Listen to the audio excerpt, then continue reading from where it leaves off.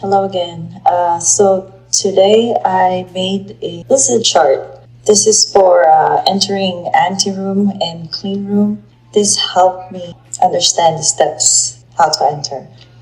So I used the lucid chart floor plan diagram on how you're supposed to move through space step by step, because honestly trying to memorize all those gowning steps from a paragraph, I don't think so. So instead, I laid out visually like a little map. So of course, door here. Imagine that there's lockers in here. I should have added that, but sanitize, get your shoe cover here. It's all drawn out from step by step.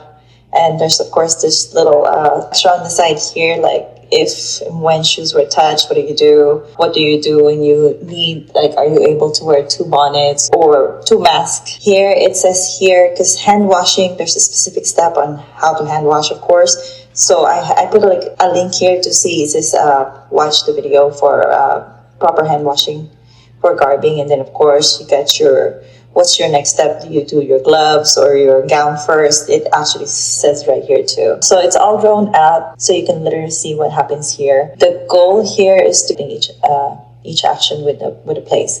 I feel like this is as visual as it gets on how to enter an anteroom. I find it very clear exactly what to do next.